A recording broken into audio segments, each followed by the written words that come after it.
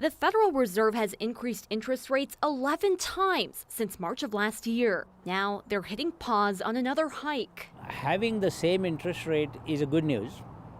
But what is bad news is that in the press conference, the Federal Reserve chairman said that this only means we are going to increase it in November meeting. For the next few months, paused interest rates are welcome news for homebuyers. So the Fed rate isn't necessarily a direct correlation with the 30-year mortgage, but what it does show is stability. And I think what everyone is looking for is that path towards stability. Even with interest rates higher than they were 2 years ago, Abram says it's still a good time to buy because the rocky market from the pandemic has stabilized. And so we're seeing sales decrease about 21% year to date, but likewise the amount of listings hitting the market's down 20%.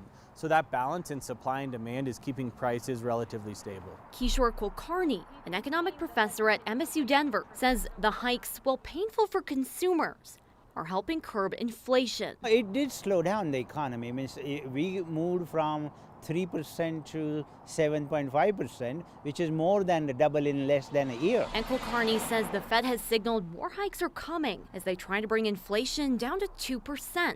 Those hikes, good news for getting more out of your savings, but not if you're trying to buy something big, especially if those 30-year mortgage rates rise with the hikes. But until that happens, Abram says just make sure you can afford what you buy. I think forecasting what's going to happen to interest rate, both with the Fed and the 30-year mortgage, is just too difficult to predict. And so really the question is, can you make your payments now? Because if you can make them now and they decrease in the future and you have more money in your wallet, you're going to be okay with that. Now, when it comes to improving the economy, Kulkarni says while the economy is doing better than it has in recent years, there's still a lot of work to do. And he says while the Fed wants to continue raising rates as they cool inflation, that same move helps to cool the economy. And getting everything back on track for the country is a complicated issue.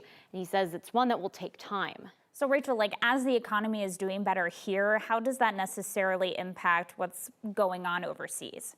Well, of course, as we all learned during the pandemic, our international supply chains are all tied to how we're doing here in the U.S. economy. And Kulkarni tells me that because China's economy is cooling, Europe's economy is cooling, our economy is doing okay, but it's doing well comparatively speaking to theirs. So we're all kind of in this together. All right, one step at a time. Thanks, Rachel.